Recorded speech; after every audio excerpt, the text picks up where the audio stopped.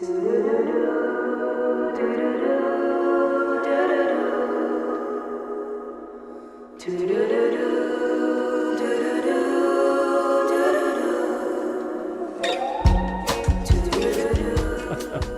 Josette. Well, hello, Matt. How's it going, dear?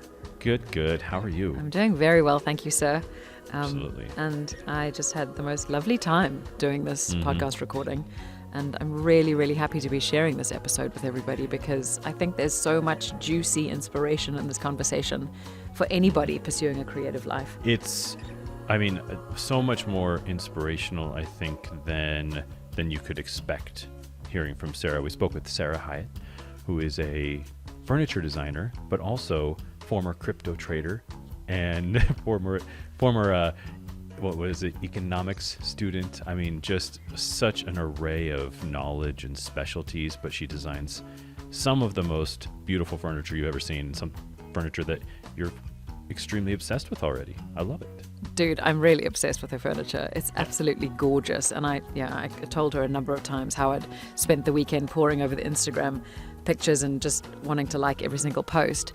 I think that the thing too that I loved so much about talking about her was just to see the divine feminine leadership in full force and how she goes about what she's doing and starting her company and really how she comes up with these designs, which quite honestly blew my mind because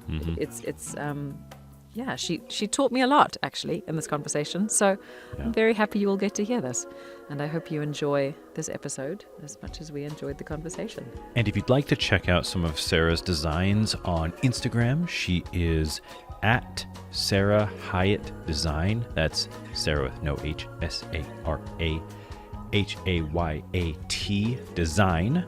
Or at sarah-hayat.com, Sara-hayat.com. You can see all of her beautiful designs there. So enjoy this beautiful conversation with Sara Hayat.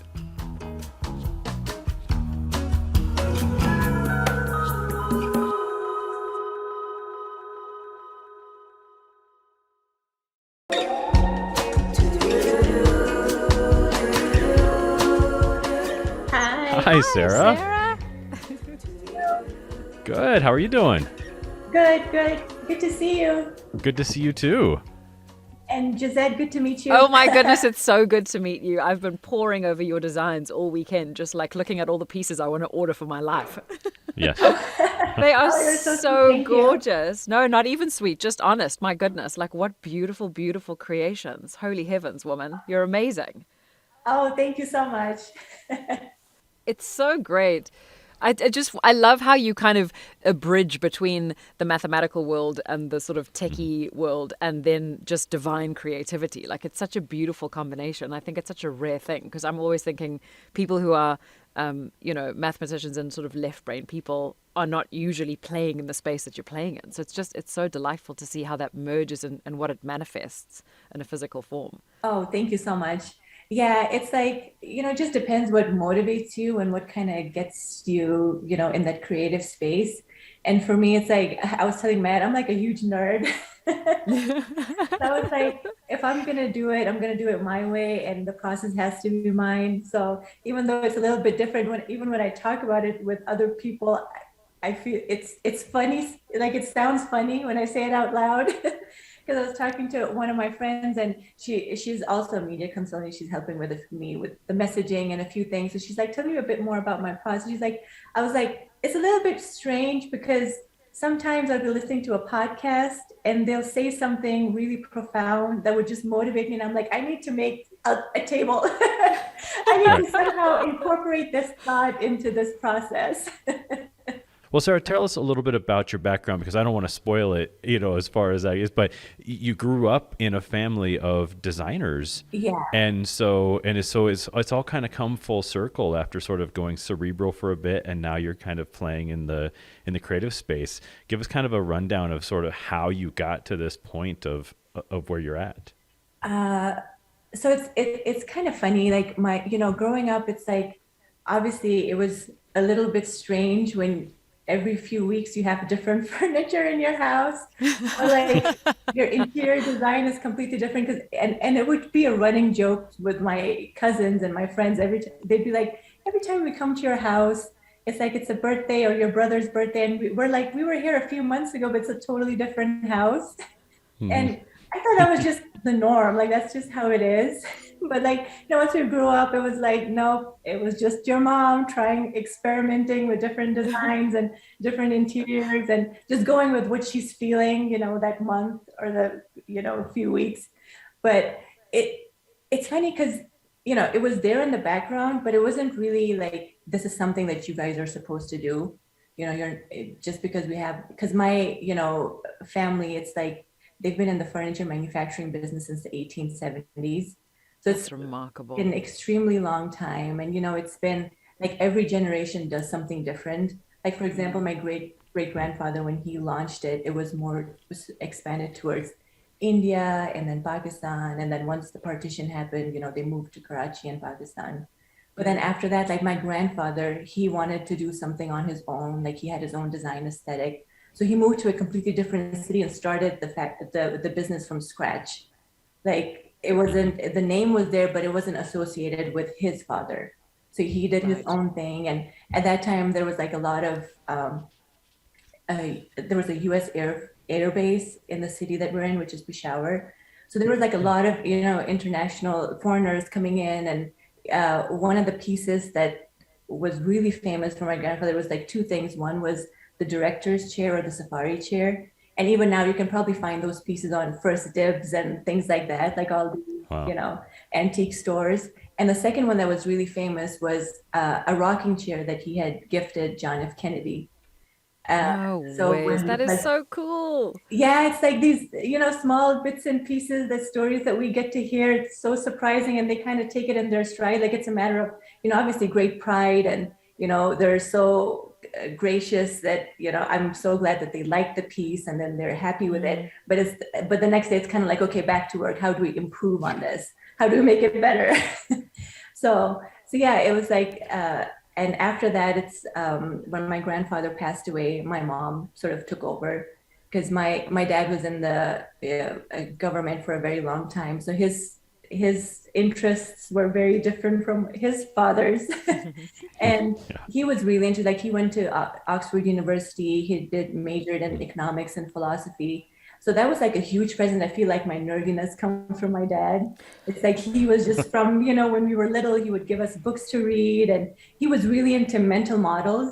And at that point, Mm. obviously, I had no idea what it was. And it's later on when I started reading more about it, I'm like, it's like all the stuff that my dad would tell me or talk to me about. So that was always really interesting. But yeah, it's like I kind of tried to follow his footsteps. I did economics as well. But then eventually, it's like in the back of my mind, it was always every time I would do something more creative, like help my mom with the marketing process for the furniture, or like, upgrade their website and things like that. That would really get me going. Like I would just be like, I could do this all day and not feel like I'm working. And then at some point, my husband was like, why don't you just give it a try? Like it's something I feel like you always light up when you talk about design, when you're creating something compared to when you're trading and when you're doing your finance related stuff. So it's like he kind of planted the seed. I'm like, maybe I can, maybe now is the right time to actually start doing it. But it's like it's one of those things like we were talking about earlier. When you're a kid, you have all these dreams and these no inhibitions at all. And then as you grow up, you're like, okay, well, practically speaking, I need to Yep. have a certain type of job, or I need to be a certain type of person to be successful. And then again, you reach a point where you're like, no, not really. If I'm going to be happy, I need to just do me. And it was one of those realizations that I was like, I need to get into this and, kind of bet on myself and see how far I can take the legacy. So That's such a beautiful journey, honestly. I think it's such an important thing to speak about, particularly for women, because I feel like we have, I don't know if you've experienced this, but I had a long history of sort of trying to make myself be desirable and be good enough and be liked and be wanted in places. And I think so much of the reclamation of my own power has been about going, what is it that I want versus how do I be wanted, you know? And I think that shift was so profound for me. And when I really started going after what I was actually desiring, the whole world opened up to me. So it sounds similar in the sense that you're now sort of going like, what's the thing that lights me up? What's the thing that makes me feel most alive? And now that you're chasing it, I feel, oh my gosh, like it has to be successful because it's almost like your joy point is what's being radiated outwards, you know, and we can't not respond to it. It feels like that when I look at the designs, you know, just poring over your Instagram page. I'm like, oh my gosh,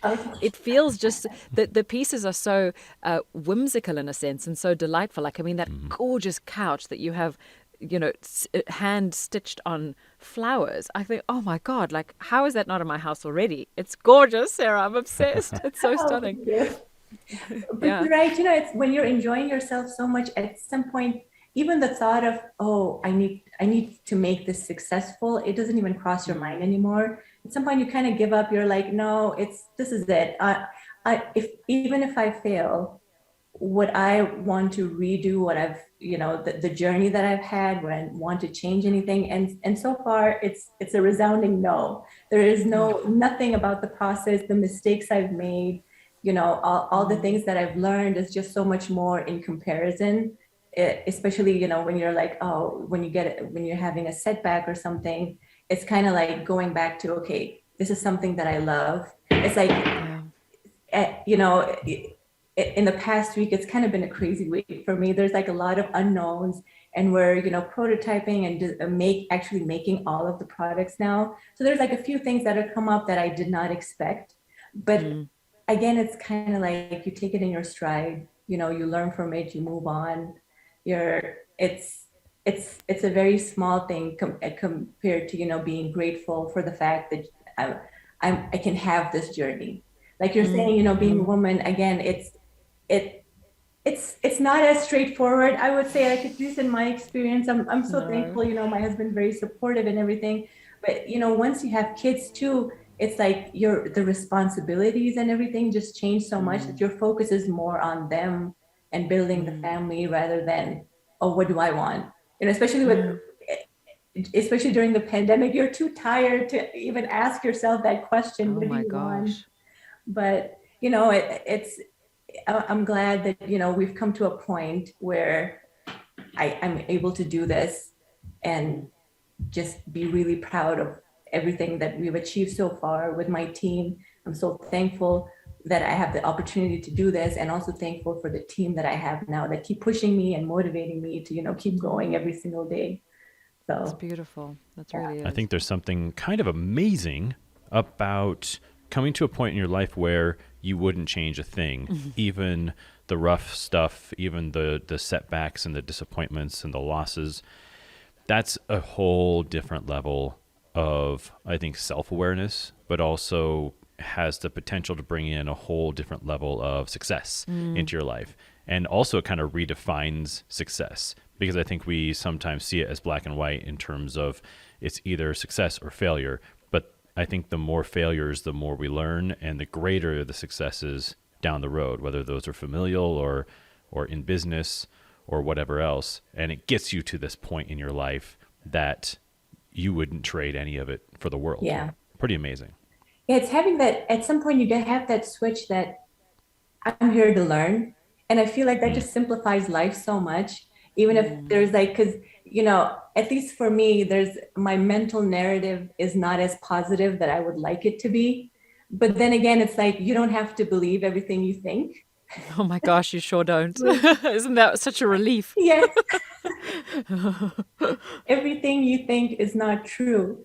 So then even if there's something that comes up that you're absolutely not prepared for, which has been like so many things, you know, during this time, but it's like, I'm here to learn. So, you know, let's see what you got.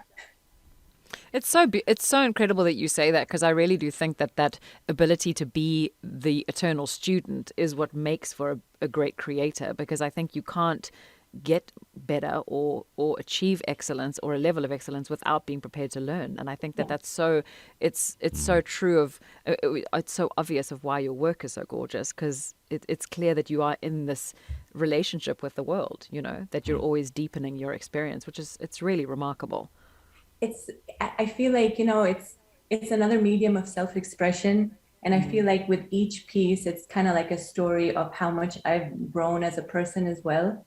So it's like the things Wow. that I've learned, the things that I want to, in a way, tell my kids. And, so maybe their journey to self-acceptance isn't as long and arduous as mine was. And, it's like, I'm very lucky. My parents are really amazing people. I have very good relationship with my siblings. But again, at some point, your mental narrative about yourself isn't. I feel like there's just, I don't know what it is, but it isn't as positive. Like there's just a lot of self-doubt. And I feel like, again, when you give yourself that space, like, oh, I'm here to learn, or like, look how far I've come, and just frame it in a more positive way. Like, okay, oh, I did something and it sucked. That was terrible. I was awful at it. But okay, maybe I can better myself next time.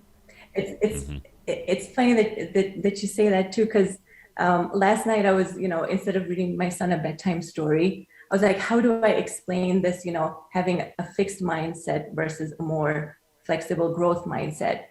And so I went on YouTube. I'm like, let's see how the brain scan looks when you're firing neurons. So I'm not sure how much of it this is true, but it really resonated with my son. So I'm like showing him, I'm like, when you're trying something new, but you have that mindset, like, I'm just gonna try. It's like you're learning multiplication. It's very hard for you, but you're trying. So this is how Yeah. much your brain lights up. But sometimes when you're like, "Ah, I don't know what I need to do here," or like, I can't do it, there's no activity in your brain. So he was like, this is actually my brain. Like, this is what happens. I'm like, yes. Now I have no idea if that's true or Oh not. my gosh, Right. that's so funny. It's a nice or a nice model, at least, to look at it, Yeah. to portray the two things. I'm like, Well, yeah. that's such an interesting question, though. I think as a mom and as a parent, what are you doing to, like, how do you balance those two things between, you want to give your children as much confidence and positive self-talk so that they can succeed in all the things they want to do, but at the same time, you as a human being understand that sometimes struggle and the conflict inside is what creates so much beautiful, art, and however they want to define success. Do you even think about it, or are you just kind of doing the best you can every day? A lot of the time is just do the best you can, because you don't know what kind of mental space you're in. Mm-hmm. But over time, like, I've kind of let go of trying to control, or at least having that illusion of trying to control how their life's going to turn out if I teach them specific things. But I've come down to a place where I'm like, if I can give them the tools to overcome certain things, then that's a good starting point. And it's one of those things, if we're like, building a humongous, very complicated Lego piece. Mm-hmm. I don't know, it's like the other day we were making a dinosaur or something. It was right. It kind of tipped me off too. I'm like, this is not for me. Wait till your dad comes home. I was just going to say you must be the best person to build Lego with, but maybe I'm wrong. Yeah, right. Seriously. But it come down to, okay, we're gonna give this thing, 15 minutes a day. So we're gonna build some of it, go through the pieces, no matter how much we build it, but we're gonna be at it, till it's done. So 15 minutes a day. Eventually he was like, oh, it's a dinosaur. I'm like, yes, we started with one block, and every single day you keep adding to it and adding to it, and then finally, you see what you were working towards all along. So I feel like it's, some of those exercises, again, it's like putting them in sports and things like that. But for me, I feel like mental models for me was life changing. It's like some of the things that I felt like I wasn't good enough to do, or like I couldn't do at all. It's like, okay, I'm thinking about it a certain way. What are some of the mental models I can use to maybe learn it, or maybe come up with a new solution, but get the result that I want.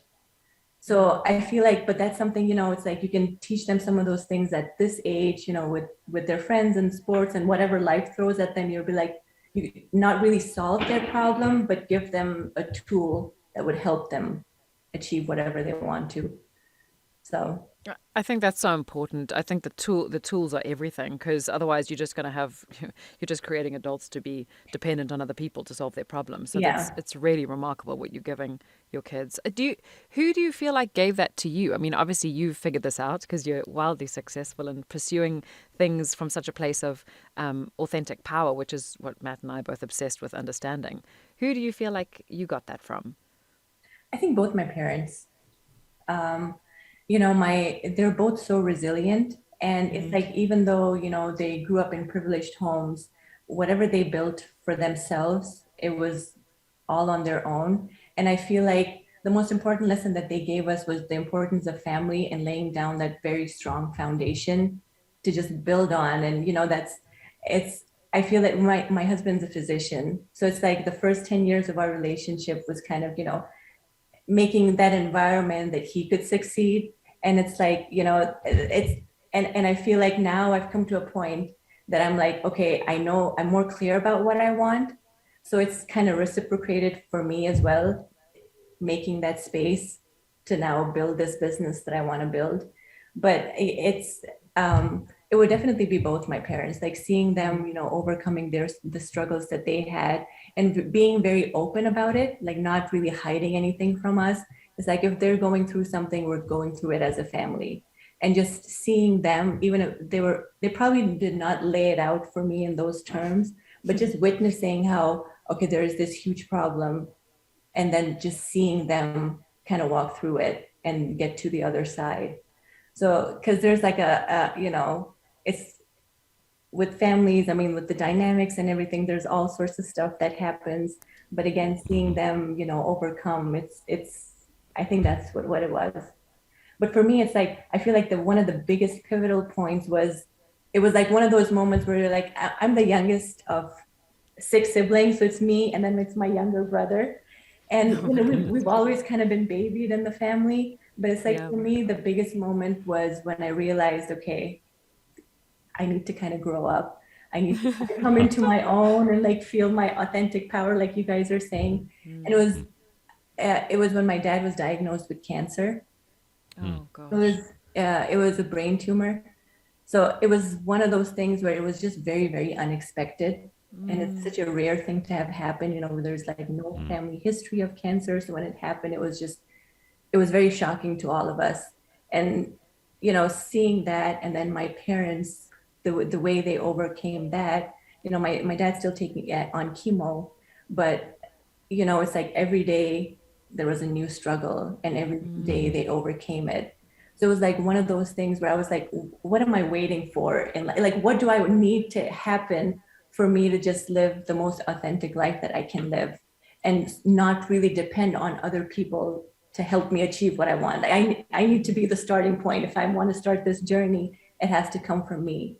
And, unfortunately, it has to come from like such a dark time for us as a family.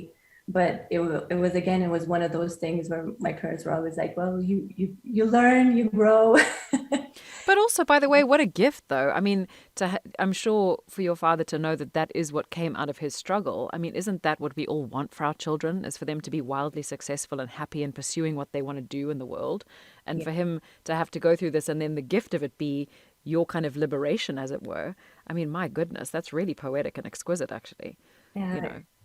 Yeah, it's like there was this time when my dad was still in the hospital because how we found out he has a tumor was because he had a brain hemorrhage. And, Oh my you know, gosh. it's it's and I wasn't familiar with this, but when someone has a brain hemorrhage, it's sort of like your brain is rebooting. So you have to Wow. learn to talk again, walk again, all those things. And Mm. I remember he had just come out of the ICU, and obviously it's like he was still half sedated. He couldn't move, he couldn't talk. Yeah. But it's like me and my brother were sitting in his room and we're like watching my mom. She's just talking to him, like, you're gonna be okay. And they're just whispering, and me and my brother are talking and, trying to just going about like, oh, how have you been? Because I saw my brother after a very long time. I had to go back to Pakistan. So he was just filling me in on, all this stuff. And, it was like kind of like a mental break. You don't want to think about the sickness. You don't want to think about anything else. We were just talking. And then we looked up and my mom just telling my dad, if like, I just need a little bit of courage to keep going. And I need a little bit of courage to help you overcome this. So just give me a sign that you're with me. And he raised his hand, which Oh my everyone in the God. room was kind of taken aback. The doctors were like, "Oh my gosh." And it's a testament to the relationship that they have and the solid foundation and the home that they gave us for us to be the people that we are. It's like it's a very freeing feeling that I can be any person I want, I can do any job I want, and I will still be loved and accepted. So What a spectacular thing to be able to say about Yeah. your family. I mean, that just to me is the highest form of love, is to let people be who they are in the world. I think that's, yeah, and to love them regardless. I think that's absolutely exquisite. We hope you love listening to the Makers podcast as much as we love making it. And if you would like to show your support and keep us going and keep us making magic and bringing these gorgeous creative conversations to you, perhaps you'd consider becoming a contributor to the Makers podcast. If you'd like to do so, Visit anchor.fm/themakers/support to get started. And now, back to the show. So, Sarah, coming up with elements of your designs, I find fascinating how these things pop into your. I wouldn't even say pop into your mind. They come into your purview, and then you grab it out of the sky and turn it into something. We've talked about car taillights being an inspiration and things like that. Tell us a little bit about that and what inspires you and how you kind of go from inspiration to something on paper to send off to your team. I think it's the starting point is, it comes down to my family, like just being aware of no matter all the craziness that would go on, my mom would make sure and my parents would make sure that our home environment is always happy and it's always warm and it's always welcoming. And, it speaks to kind of like the power of how you design your environment can have such a huge impact on your mindset. So just being very cognizant of, what you're doing with your interiors. And it didn't occur to me then, but it's like the other day, my mom sent me a picture. Well, not the other day, like when I was started the process, like a year ago. So she sent me a picture of our dining room, and it was just, they were inviting some guests over, and it was just set up really nice. There were no people in it, but automatically I just went back to, all the amazing times that we had with family, with friends, with my cousins, and I could hear the laughter and just feel the joy just by looking at the piece of furniture. And it was one more thing that made me realize the importance of what we surround ourselves with. Because, I mean, most of the time we're like, it's furniture, it's just stuff, who cares? But it really isn't. If we can use them as, affirmations to remind ourselves what we can be, and it's just realizing its power to uplift and reimagine what's possible. That was kind of the starting point for me. So going off from there, and I'm, obviously I didn't have design experience. It's just like I didn't go to design school. So I feel like a lot of the stuff that I created, I didn't have any, boundaries, so to say. I wasn't like, okay, there was no such thing as this can't be done or this can be done. So starting off with a clean slate like that, I was like, let's see how crazy I can go with this certain design. And then, going back to mental models, it was like, it's one of the mental models is first principles theory. And it's basically going to the essence of the item or like whatever it is. So for a chair, it's something that you sit on. That was it. Like that was my starting point. Okay, it's something that you sit on, and then you add all these elements of design and see what you can come up with. So when you're creating pieces, I mean, do you feel like you have, because your pieces feel so specific and so full in their sort of in their sort of energetic sense. I know that sounds a little woo-woo, but follow me here for a second.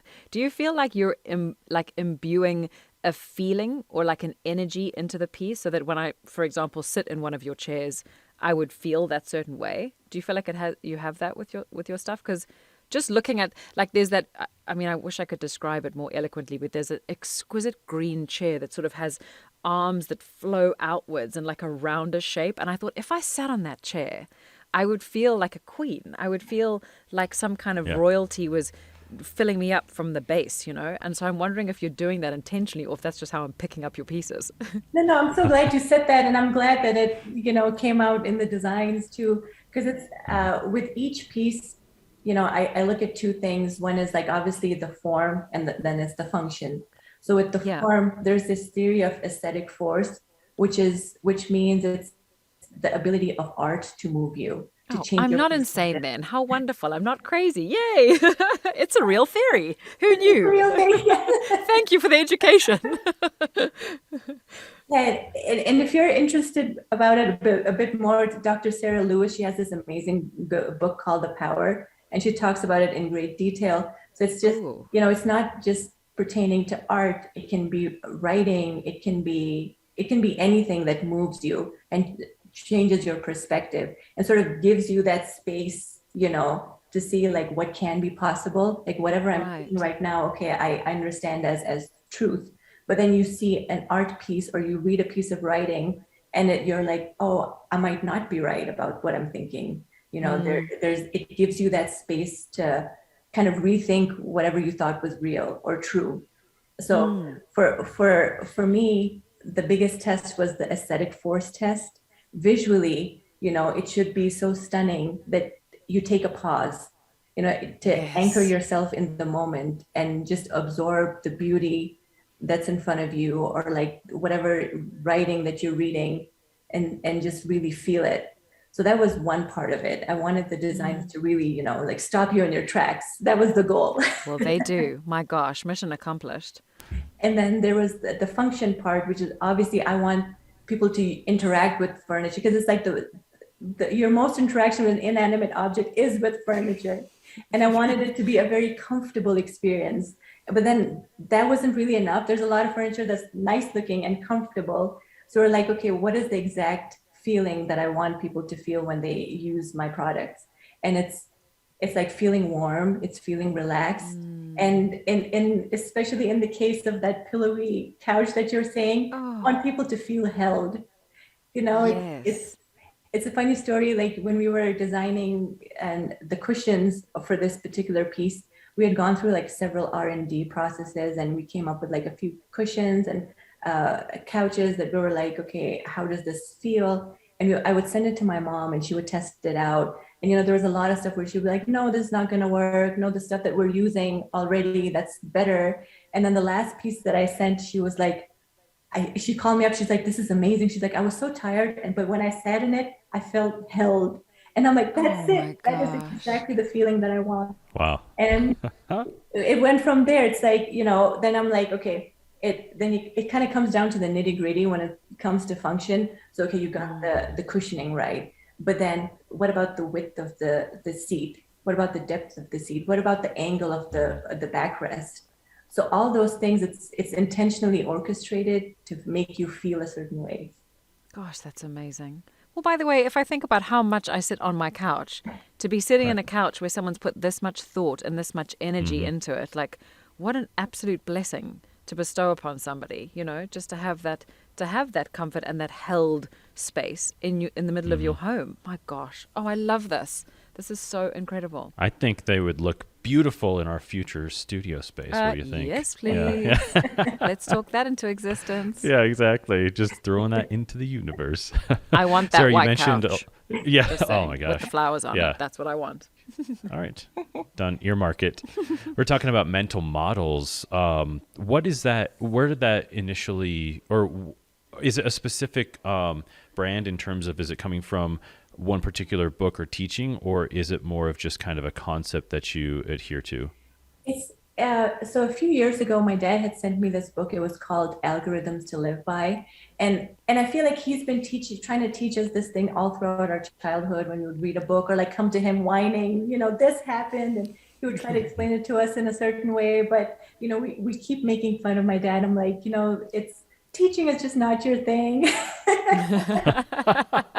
like I can't tell you the amount of times he tried teaching us bridge, like all his kids, and we're just staring at each other like, did any of us get it? No. That's so funny. But then he sends me this book, and it's basically the author had taken the human brain, and he's kind of like taken that and given it as a reference, like it's kind of like a computer.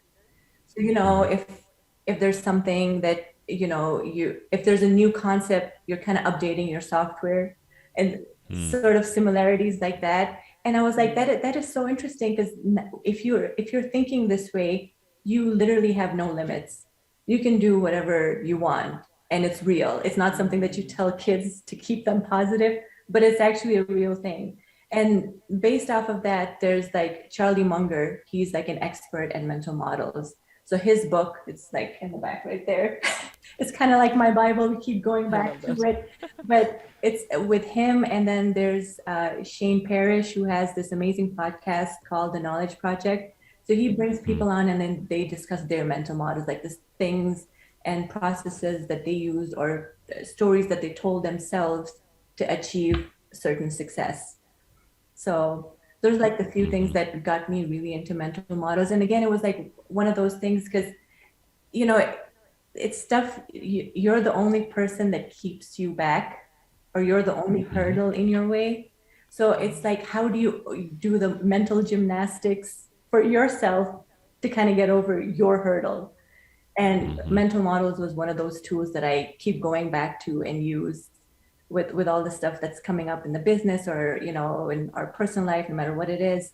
It's one of those things that kind of gives you that space between total freak out and just feeling numb. So it kind of gives you that space to think about it in a more rational way. That's amazing.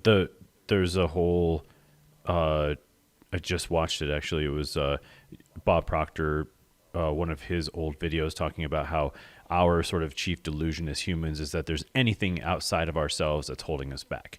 Obviously within reason, but we're talking on from like, sort of a quantum standpoint in terms of making your life exactly what it is.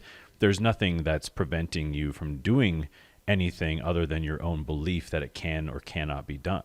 And I find that fascinating, because it's, as filmmakers, as designers, whatever it is, it literally starts with an idea and suddenly somebody's sitting on it.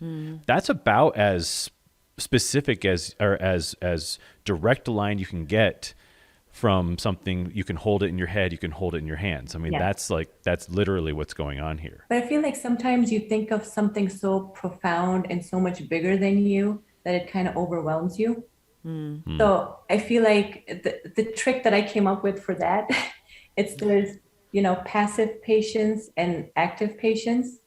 Yes. Passively, you're kind of thinking about it all the time, but not really doing much about it. And active patience is every day you're doing something towards that goal, but you're very patient about whenever the results might come in. So it's like, breaking down. I always feel like if you've imagined it, you're capable of doing it. And just it's that ability to kind of break it down and kind of reverse engineer. Okay, this is for example, for me, like some of the couch that you're talking about, making that was very difficult, because the people that are manufacturing, the artisans, they hadn't made something like this before. And it was the matter of, how do we reverse engineer this? Is there a sample that's in the factory that we have that we can use to kind of figure this out? So again, I'm like, and then obviously they're making it and it's being done, even though it's something that they hadn't seen before and they hadn't worked with these materials or these designs like these before, but they're managed to do it. And it's just having that open mind and kind of like taking it step by step. It's such an incredible approach. I mean, I'm a firm believer in that sort of active patience. And I think it's so interesting too, because, when you describe it in that way, it sounds like there's a lot of logic to the way you're approaching things. So for this wildly creative human being to have so much calm logic as they approach their goals, it's such a fabulous balance. I wonder if you could speak a little about your history with math and perhaps how that's informed the sort of left side of your brain as you approach your creativity. the math side kind of led me down this rabbit hole of, really digging into, for example, like these mental models. And then like I did applied economics. So that got me, and if you read like Daniel Kahneman, who's like this amazing psychologist and economist, it's like everything in economy, at least for me, the interesting part was behavioral economics. And again, it comes down to what your biases are, how to overcome them, or even if not overcome them, just be aware of them. So whenever you're making decisions, that you're aware, like, oh, there might be an error in the way that I'm thinking because of this. So kind of doing like a personal inventory. Am I feeling these things like when I'm making this decision? And then again, I feel like, going back to my trading days, all of this stuff really helped, like with the math, with the decision making, going again with the biases and stuff. Whenever you're trading, it's kind of like a split second. You only have a second to decide if it's a yes or a no. So Right. constantly, doing that, taking an inventory of yourself, how you're feeling, what you're looking at. Are you too biased, or are you too, sold on a certain idea? And if that idea if it makes sense in a certain environment. So going back to that, or like, especially in trading, there's like a few times where if it's a losing stock, you kind of hold on to it longer than you would a winning stock. And that's Right. because you already know that you're right about the winning stock. Like, yeah, of course, okay, I've reached my goal of, making like however much profit that I wanted, and I'm out. But I was right about that. But then with the wrong ones, you're like, nope, I could still be right. I could still Oh be right. gosh. You see it go down, and you see, you're losing money. And the amazing thing and the crazy thing about trading is it's like you get results in real time. So whatever your biases, whatever your decision-making skills are, you get the result immediately. So if there's some tweaking that needs to be done, there's like this thing in trading, you have to journal every single trade. And that doesn't mean like when you bought something or when you sold something. It's like, how are you feeling? What statistics were you looking at, or what technicals were you looking at when you made that trade? And it's like really digging deep. And then before you start a trade, it's kind of like a routine that you have to develop. You have to kind of to ask yourself, am I too tired today? Or like, how am I feeling today? Am I feeling a little bit down? Like, am I feeling low about whatever reason? Maybe that it's not a good day to trade. So like really being self-aware, and that That helped me is quite a lot. remarkable. I do not know why I have such a different notion of, or like perception of what traders are in my mind. It's Right. so strange, because I would honestly have pegged them as the sort of disconnected human beings that are just sort of going at things at this kind of rapid pace. But what you're describing is kind of wildly connected and very tapped into what's going on intuitively and kind of in the body, which, my God, like that's a whole revelation. I did not know this. It's And of course, that's I mean, you're basically just preparing yourself to be the most exquisite creative in that sense, because that's all we have to go on ever as creatives is the intuition, right? I mean, yes. that's amazing. Yeah. Yeah, I'm Wow. really thankful for the mentors that I had when it came to trading, because it's something that I did not learn in school. All the money making stuff they don't teach you at school. Nope. Go figure. Yeah. So it's the team that I found and the mentors that I found in trading, they're such amazing people.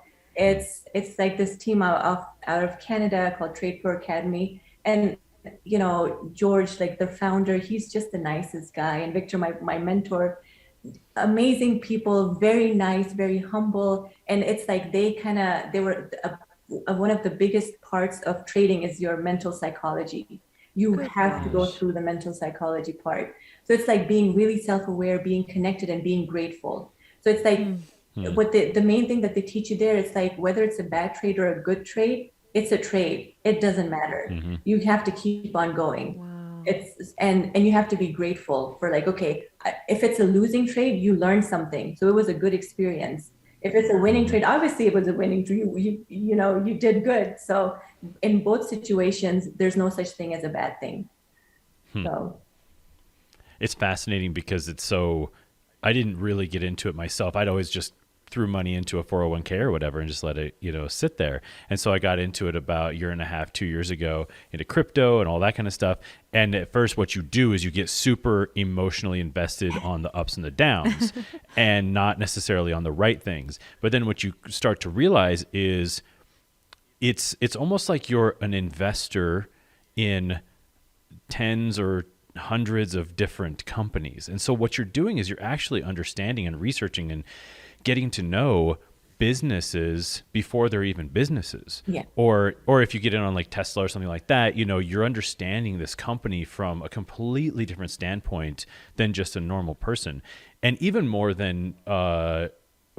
so than a consumer, because not only are you maybe buying the product, but you're also investing in the product. And so there is a tremendous amount of emotional investment in being a trader.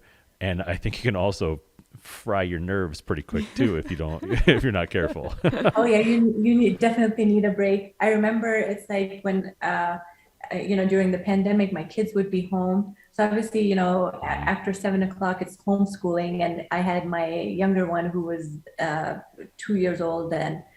So I would wake up at 3 a.m. in the morning and try to at least get one trade in. And it's mostly not so much about 3 a.m. to trade. Good upward gosh. things. And I guess at that point, everyone kind of lost their minds too. So it was kind of like my personal outlet. Yeah. But then again, it's like that's, everything so far kind of led me to this point of making this business, creating my designs. And I was like, if I can wake up at 3 o'clock just to like maybe do one odd trade, because the market is so slow at that point. It's like you're kind of like straining your eyes and you kind of trick yourself into thinking you saw something move on the screen, but there's no, everyone's asleep. Everyone's asleep, yeah. Yeah. But it was like one of those things where I'm like, okay, if I need to make time, if I'm really passionate about something, I will make time to get it done. So if I'm going to be doing this business, it's like, again, there's no one else in my way except me.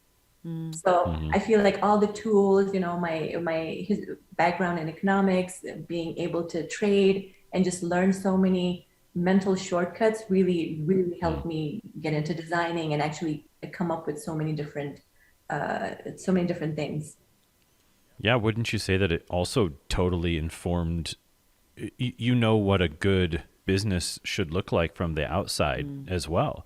Whether it's in the financials or whether it's in the way the website looks or whatever it is, it taught you a lot of things probably that you didn't even think that it would have. Oh yeah, especially like that you mentioned the website. So I was telling Matt, it was like right the day before, that we were supposed to launch the website. The website was not ready. We had this team working on it for a few months, and then it came to a point where it just, the look of it wasn't exactly what I wanted, and unfortunately, it just did not work with the group. And when I saw it, I'm like, there is absolutely no way we can launch the next day. Like, first of all, aesthetically, it's not ready. And there is so much back end work that needs to be done. There is no way you guys can do this in 24 hours. So it's like, I'm like, okay, I need to deliver tomorrow. How do I do this? Again, going back to reverse engineering. Yeah. I was like, well, I've used Shopify before. So let's see what I can do. I called up my amazing team, Angela. She's in Pakistan. And I was like, I know it's 2 a.m. your time, but I really need your help on this. I need you to keep sending pictures, captions, descriptions, everything I need. She was like, don't worry about it. I'm awake as long as you're awake. So we started That's working. amazing. My kids were home. It was craziness. My husband's like frantically calling. He's like, I'm trying to finish as soon as I can, and I'll be home very soon. And I was like, I do not have time. We need to get this done. It was like a 007 situation. So like I got down to it. We opened an account on Shopify, trying to troubleshoot everything. Their customer service is so amazing. They're always on chat. So it's like we got it done right before midnight. The entire website and then it launched the next day. So I was like, everyone was like, oh, the website's looking really nice. Who did you get it done from? I'm like, don't ask. You have no idea. And also now we understand why the 3 a.m. little trades you were doing was Yes, preparing you for this exactly. business. Good gosh, because you just didn't go to sleep. Yep. Oh my goodness, that's so wonderful. And it just speaks so much to who you are as a businesswoman and kind of the passion and the tenacity that you have to sort of go about this. I wish you so much success in this business, Sarah, honestly, because you so Oh, thank deserve you it. so much. And your stuff Thank you. really is exquisite. So I really hope that people look at that gorgeous website and order your products because my gosh, they really are amazing.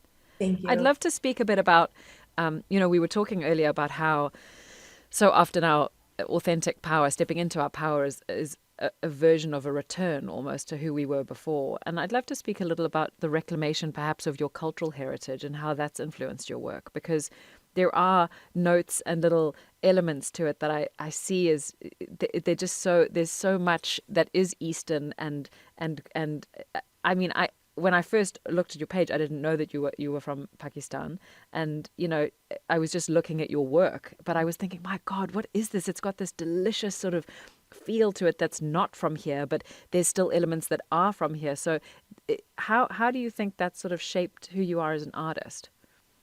Oh, in a big way, because it's like all the elements of color, especially, it's from my background Mm. there because everything is very colorful. The city that I grew up in, Peshawar, it's called the City of Flowers. Oh my God, So, that's so that's kind beautiful. of like the flower chair is kind of like an homage to my hometown. Oh, I just got goosebumps. No wonder I love that chair so much. Oh my That's so God, great. it's you on a sofa. Yes. Oh, I love that. Yeah, it's like, growing up, there was like after 9/11 happened, with the Taliban situation and everything, my dad worked really close with them. He did a lot of capacity building. He opened NGOs to, help out with the refugees and the internally displaced people. So, we worked really closely with, obviously, those people as well. But at the same time, it's like just seeing their resilience, that Mm. kind of, that also like, listening to their stories and all the difficulties that they overcame, and just, it was like, in a way, I wanted to represent that part of my heritage and my background as well. So especially like the flower chair is one of the biggest ones.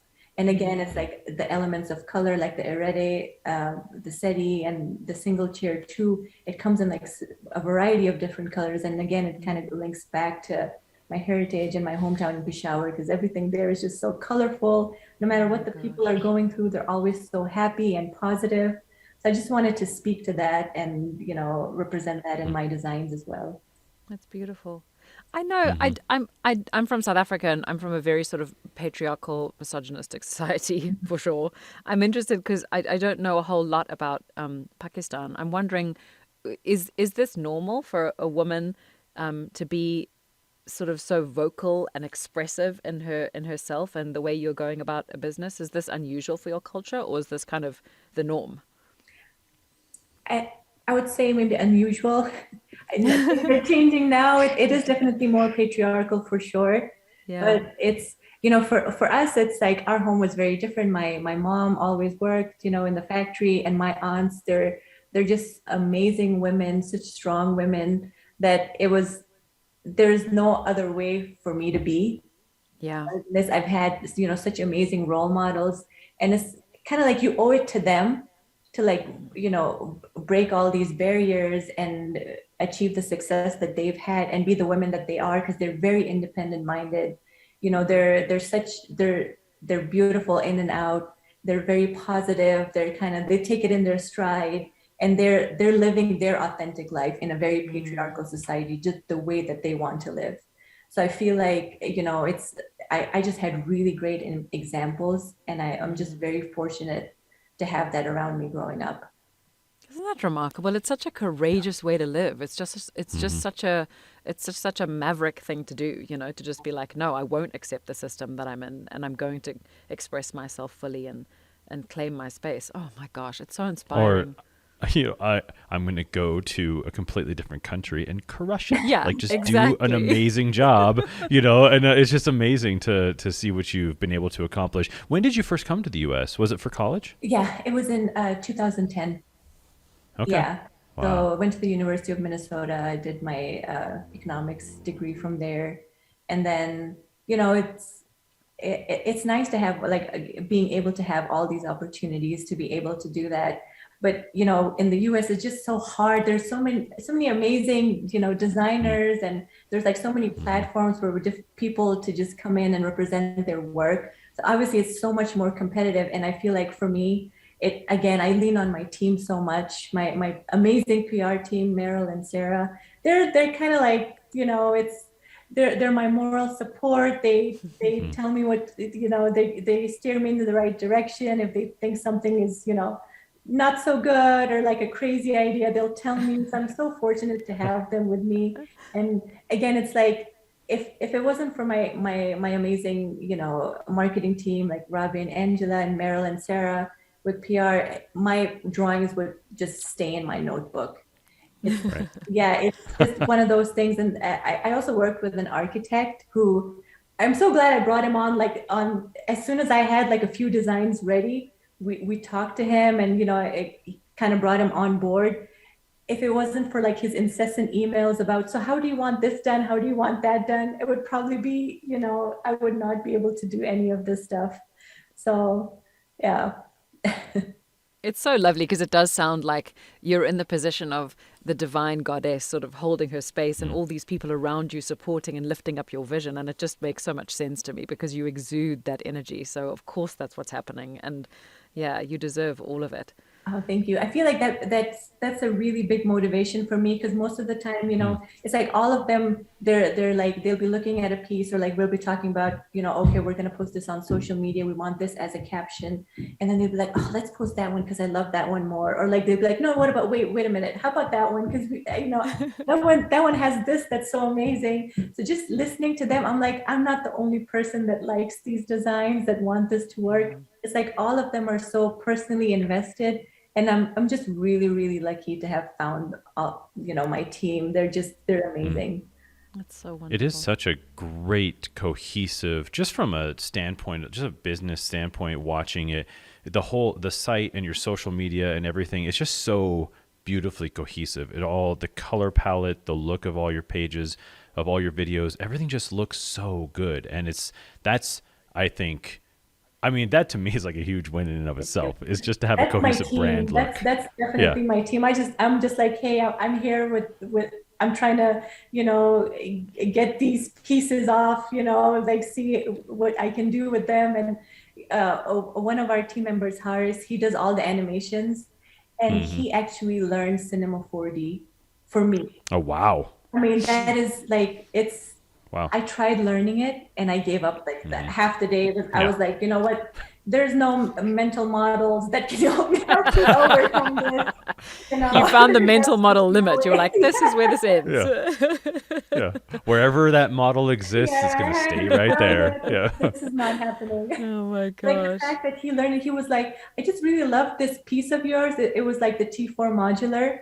It's kind of like Mm-hmm. that playful piece where it comes apart, you know, Oh, you can see yes. individual pieces, Mm-hmm. yeah, and then you bring it together and it's a couch. So he was like, I really want to try doing this with it, or like, you know, see if we can like, you know, do some crazy animations with it. And he learned it. So I was like, that's Mm-hmm. amazing. Like, you know, just this fact, I feel like I've succeeded in what I wanted to do. And it was Right. just to, you know, move people with my designs.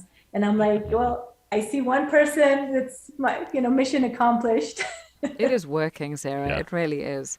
I'd love to ask just my last sort of, dive deep digging in question. Matt and I are sort of we've said this, we've asked this of a few guests, and I'm just obsessed with this, and I'm trying to figure it out. I guess I'm interested in your lens because you're from a very different part of the world than I am. I'd love to know where Mm-hmm. you think your creativity actually comes from, or where you feel like it originates. I know that's a really big question, but feel free to answer it however you want. You know, there's like this quote by, again, Dr. Sarah Lewis, Mm, and she's like, you know, being vulnerable and then finding power in it. I feel like mm, that was just something, it's like being really true to yourself and being very authentic to who you really are, and just mm. staying in that vulnerable place, and then, you know, just staying with that feeling, like it's you're very raw, there's nothing to hide behind. This is what I really want to do. This is who I really am. And then just going for it. Like Oh, that's beautiful. accepting that part of you and then finding power in it. So God, That's that's gorgeous. amazing. I've actually never thought about it that way, in finding the power in the vulnerability, or actually the way that you stated it, find your vulnerability and then find the power in yeah, it. That's really fascinating because I feel like it's to, like for at least for me, that was like, I don't want to, I'm not a trader for a certain specific reason. I'm not doing something to earn money. I'm not doing mm, something to, so people can look at me a certain way. It's just you, being your authentic self. That's who you are. And this is what mhm. I'm going to help, push at, like represent myself in that way. Yeah, it's the So, truest expression of self, I guess. Yeah, from Mhm. that very raw place. I really love that. I really love that. I mean, I've never thought of it that way, but I guess it is so true. I'm always Yeah. thinking about the divine, and I'm thinking about the energies, and I'm thinking about, but I've never thought about it being just actually the very set point of your humanity, really, is what you're describing. That's kind of magical. yeah, yeah. I feel like if it's anything else, then you can only take it so much. Like you can only take Mm, it so far. It's mm, like for me, the first chance I got to be able to create my designs, I left trading. I mean, I hardly do it anymore, but it's like mm. this is the Yeah. one thing where even if there's a huge setback that comes in, I'll actually look at my designs and feel motivated to no, wait, I'm gonna give you another shot and I'm gonna make Yeah. sure Yeah. that we succeed. And it really comes from that vulnerable place where you're like, I'm not gonna pretend to be someone. This Mm, is who I really am, and just acknowledging that to yourself. mm. That's Do you amazing. feel like do So, you feel like they're extensions of yourself then, in a sense, your designs, or do you feel like mm, they are separate from you? Oh no, they're definite extensions. It's Oh, like I love yeah, that. it's like it's such a huge part of like it's like a way of expressing yourself. I Yeah. mean, just my process of how I came about these designs, it was like all the stuff that's important to me, and then coming up with the aesthetic part, like the color combinations, the textures.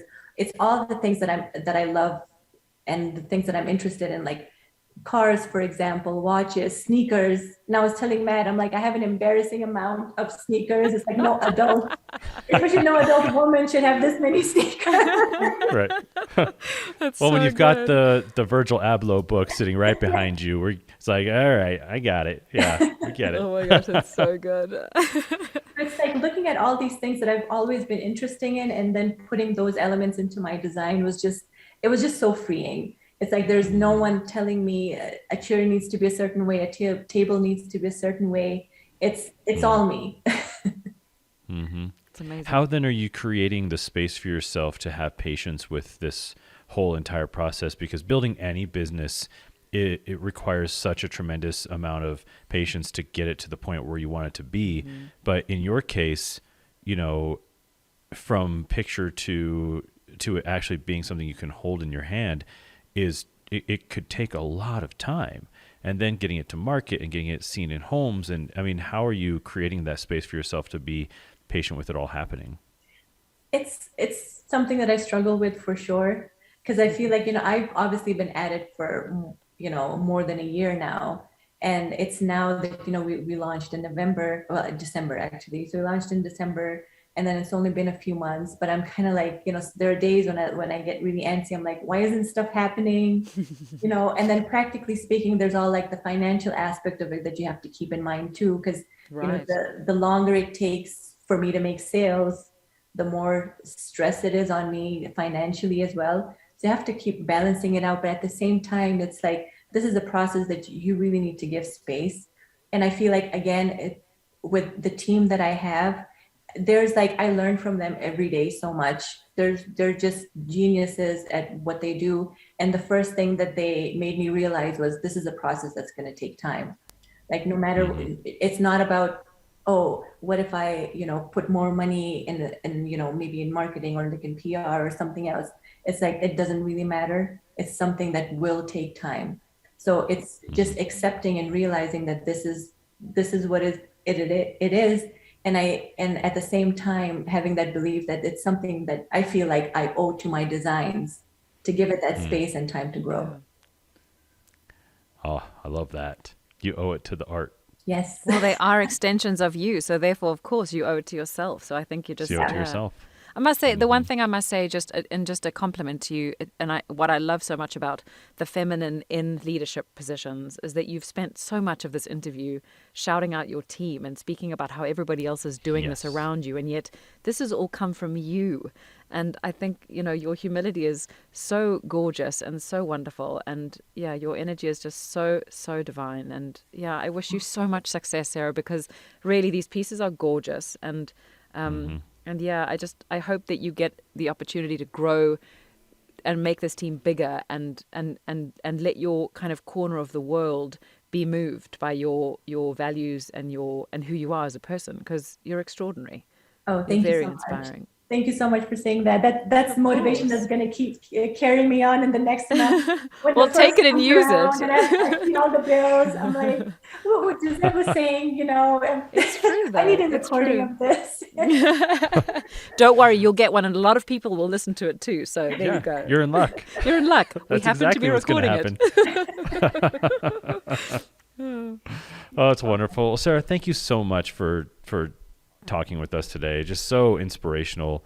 That's the beauty of getting to have conversations like this, is you don't realize where you're going to get inspired. And you certainly inspired me, a few times along the way during this conversation. So thank you very much. I just appreciate it so Thank you much. so much for having me, and the belief that you have. Thank you so much. I really, really appreciate it.